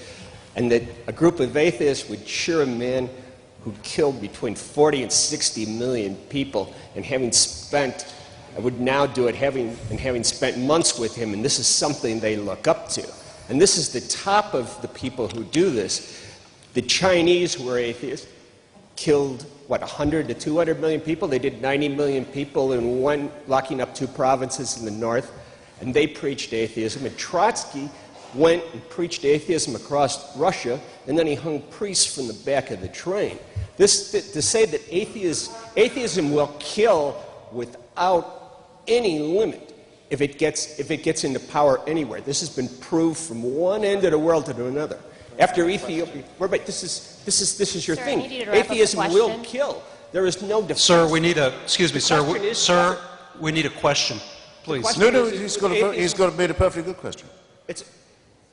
How can you defend atheism? I mean, how can there be, you say that atheism won't kill? I mean, if you bring atheism back in a government, it will kill as many people. No, the question, by the way, I thought it was a perfectly well-phrased question. To be an atheist doesn't guarantee you against being a sadist or a nihilist or a fascist or a Stalinist or a Maoist, though it's slightly unlikely I think you'd be a fascist or a National Socialist, but it's I would say, a necessary condition for enlightenment, not a sufficient one. And I'll take your question seriously in the following way. The 20th century totalitarianisms that are accused of being secular, I'll say something about each of them. It was a long question, so I hope you'll allow me. I'll try and condense it. To start with the original 20th century totalitarian ideology, which originally called itself fascism. If in any account you read of fascism, historical account you read, from its origins in Italy, through Spain, Portugal, Croatia, Hungary, Slovakia, etc. If you take out the word fascist and put Catholic right wing, it's the same story. There's no difference. And if you add parties in political alliance with the Vatican, it's the same. All of them. Fascism is another word for the Christian Catholic right wing. In Slovakia, the actual head of the fascist dictatorship was a priest, Father Tiso. In almost every case, the regime was in holy orders and or with the direct alliance with the Pope himself. That's a simple matter. Anyone can check it out. I'm not going to assert it now. I would just say fact-checking, and I would be as one on this point. Now, that's not completely true with National Socialism. It's true of the Nazi Party in Austria and Bavaria in its heartlands that it begins blessed by the Vatican, by a concordat with the Church, by the Protestant churches also. But it's not true to say it's a Christian movement in quite the same way. It's a pagan movement to some extent. My favorite example is this, I suppose. Joseph Goebbels was expelled from the Catholic Church. He was. He was the only Nazi who was. Why was he expelled? For marrying a divorced Protestant. Magda Goebbels. You see, the Church does have its standards. However, it is estimated by Paul Johnson, Catholic historian, that more than 40% of the Waffen-SS were practicing, confessing Catholics. No one was ever excommunicated or threatened with excommunication for taking part in the final solution. And that was because of the alliance between the Nazi Party and the Church on two main things, anti-Bolshevism and anti-Semitism. Again, I'm condensing a bit. Now, it brings me to the Stalinists. Okay, you're Joseph Stalin. You've taken over Russia. You've been educated in a seminary in Georgia, by the way. Up till 1917, for hundreds of years, hundreds of millions of Russians have been told that the head of the state is a god, that the Tsar is above power, ordinary secular power, that he's the head of the Russian Orthodox Church as well as the... You shouldn't be in the dictatorship business if you can't take advantage of a deep well of credulity and servility like that. It's your golden opportunity. What does he do? Heresy trials. Heresy trials, witch hunts, miraculous discoveries such as Lysenko's biology, the worship of the leader from whom all blessings flow. As I described North Korea, the most religious state I've ever seen. Mutatis mutandis, this would apply also to Mao's China, with the same background of superstition and servility. Now, for there to be a fair test about this, you'd have to do the following. And no one I've ever debated with has even tried it. So you be the first. You find me a state or a society that threw off theocracy and threw off religion and said we adopt the teachings of Lucretius and Democritus and Galileo and Spinoza and Darwin and Russell and Jefferson and Thomas Paine. And we make those what we teach our children. We make that scientific and rational humanism our teaching. And you find me that state that did that and fell into tyranny and slavery and famine and torture, and then we'll be on a level playing field. As it is, all you've done is show that the idea of worship and the idea of credulity and the idea of servility and slavery to religion is a bad idea in the first place. But none of the czars and none of the Chinese kings, none of this. By the way, the Russian Orthodox Church always stayed with Stalin, always stayed with Stalin. But they never killed 30% of their population. Who didn't? The Russians never killed 30% of the population before the communists took over, 20 or 30%. No czar ever did that. No Christian czar ever did any killing on anyone. Well, no, excuse me, they started the First World War. They started the pogroms. They brought the protocols of the Elders of Zion that was imported by Tsarist secret policemen to National Socialist Christian gangsters in Europe. How much do you think the export of Russian Orthodox anti-Semitism cost us in point of lives and war? And have you ever counted up what happened to the wars, in the wars that Tsarism started and carried on, and the persecutions, and the famines, and the tortures, and the starvation, and the people who just died of neglect? Come on. You want to do this accounting? I'm here. I'm really here for you.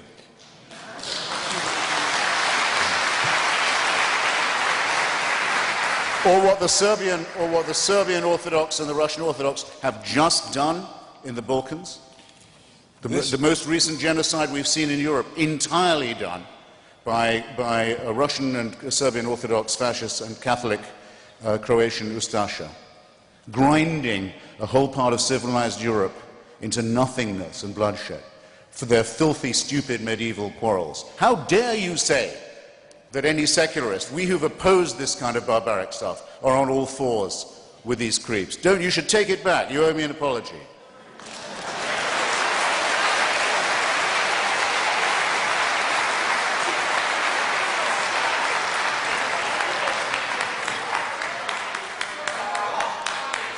You lose, Boychik. You lose, Boychik.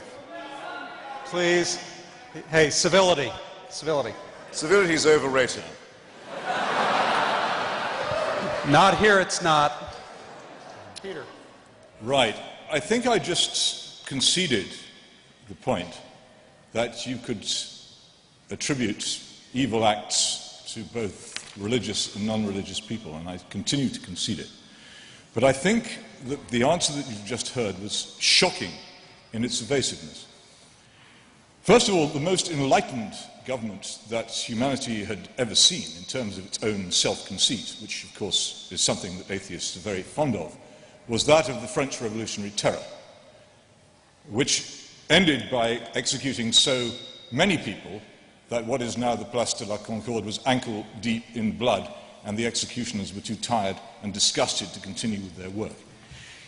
As for the Soviet Union, in which I lived for 2.5 years of my life, to portray the ideology and regime of that country as religious is an absurdity almost beyond belief, requiring actually the most colossal nerve to make. This was a state which tried to murder God. It was a state of massacred priests, of desecrated and demolished churches, in which people were brought up with enormous energy not to believe in God. Oh, there was no establishment of religion there, and no tax breaks for priests, nothing of that kind. A total totalitarian horror of persecution of something which people believed to their own comfort in times of the greatest trouble, and which they had to keep in their hearts privately, and especially if they were anything other than the humblest in society, and keep secret if they wished to survive without being thrown out of their homes, thrown out of their jobs, or having their marriages deliberately destroyed through persecution. That was the state of it. This was not a religious phenomenon. It is straightforwardly untrue to maintain that it was.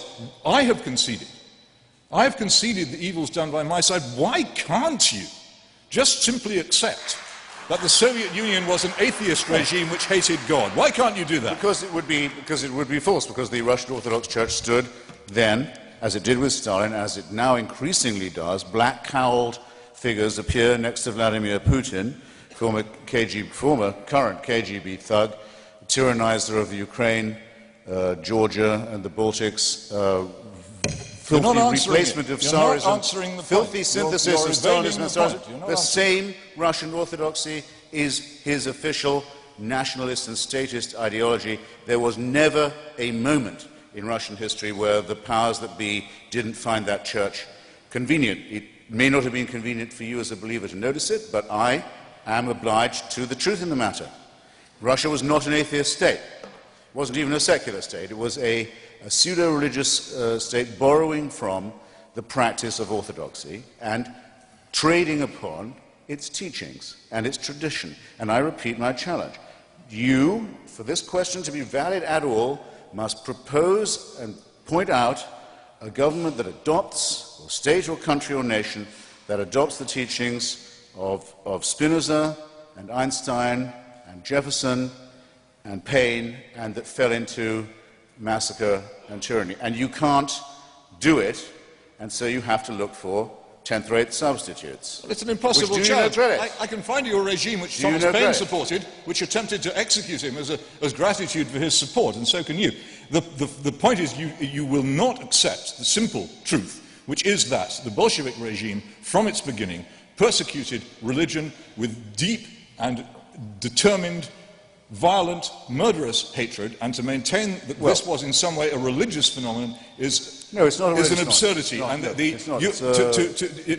believe it is to reveal a credulity driven by an unreasoning faith in God. Every modern state has had to go through a period of declericalization of one kind of violence or another.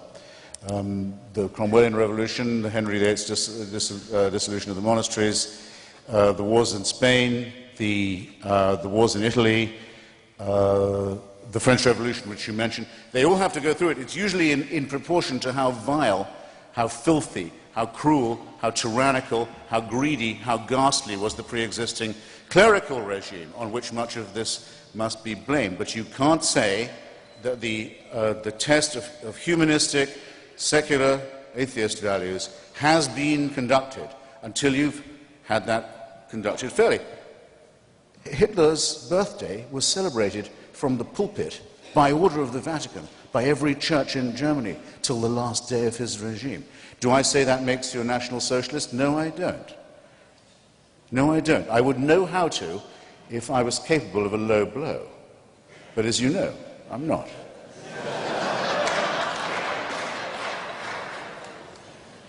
Peter, any last response? No, it's obviously futile. Our last question. Invincible faith. In the last few years, we've witnessed. Speak up. In the last few years, we've witnessed many atrocities perpetrated by fundamentalists, and I'm concerned that we run the risk of letting our responses fall into a fundamentalist mode of thinking. And I'd like to have each of you comment on that. I'm not sure I got the grammar of your question, sir, I must be honest. Well, the concern I have is that how can we sustain a modern secular response to medieval fundamentalist atrocities? And how can we convince our politicians to take a secular modern approach to thinking about these things and educating the populace about them?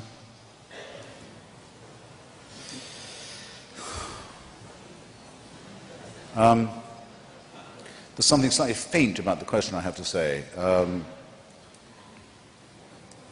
I'm going to assume I know what you mean by fundamentalist. If we take the best known current political dispute in which this country is involved, I suppose, and the oldest one and the best understood, it would probably be the question of Palestine, okay? Where there has been for some time a conflict between two nationalisms, approximately equivalent size of peoples, Jewish and Arab, over a piece of land about the size of Wales, with great and quite just claims, emotionally just claims on both of their parts going back quite a long time. For a long time now, the solution to this very difficult matter has seemed to many people to be something like a partition, an award of roughly half each of the disputed territory. It's not perfect, it's not great, but it is the accepted view of the PLO now, of most of the Israeli voting public, of the vast majority of American Jews, of the UN, of the European Union, of the international community, and so forth. And it makes a rough kind of sense. It's not brilliant, but it's thinkable. It's not insane. Why can't we get what everyone seems to want? Because of religion. That's why. Because there are enough people on the Jewish side to say, what land split? God gave all this land to us. All of it to us. And on the other side, it doesn't take much to say, you're dead right about that. God did award all the land, but not to you, to the Muslims only. And there are enough of them to make certain there cannot be a solution. And just as if that wasn't enough, the mad supporters of Judaism and the mad supporters of Islam, the American Christians to the rescue. With luck, if the Jews can be supported long enough, as our rope supports the hanging man, they can bring on the Battle of Armageddon, the thing we all secretly yearn for, as all religions do. Totalitarian first in their origin, genocidal in their conclusions. We want this to be over. We want this world to pass away. We are pointless without that demand. We are not humanists. We are eschatologists. And hey, what could be more wonderful? The Jews will bring it on, and those who aren't converted in time to Christianity will be turned to ash, as will everybody else. So what could be more heavenly than that? So now you see why religion poisons everything. These congregations and their religions and the filthy texts on which they base themselves earnestly desire that everything we call civilization, and everyone in this room, be destroyed.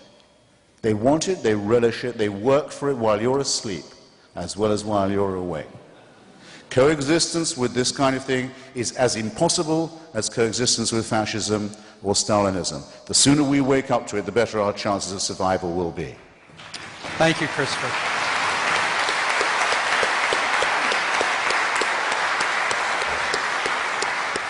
It's my unhappy task to have to call the question time to an end now. Thank you very much, Peter and Christopher Hitchens, for a very lively and provocative debate.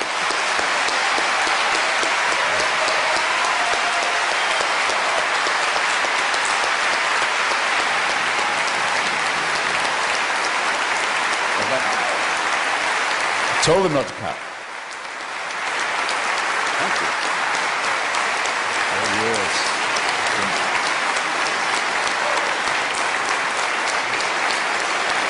Thank you, ma'am.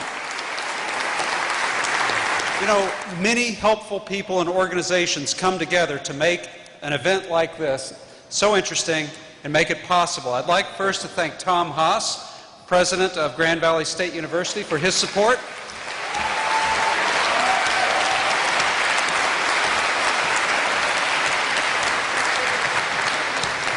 Also, a wonderful partner that we've discovered, Jeff Sieber and the Center for Inquiry.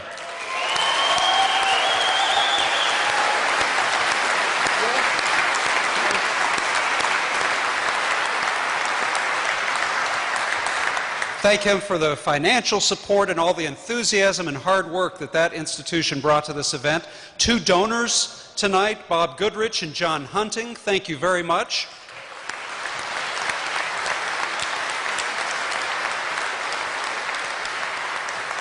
And wow, what a venue. Heather Beretta and her colleagues at Fountain Street Church for providing such great services here.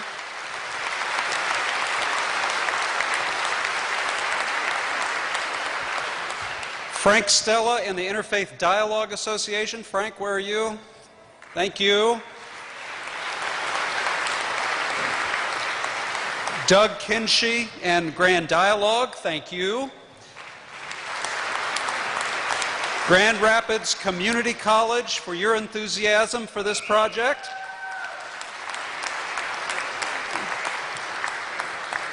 And most of all, the founding benefactor of our Presidential Studies Center, Ralph Hauenstein, who just celebrated his 96th birthday. Thank you, Ralph.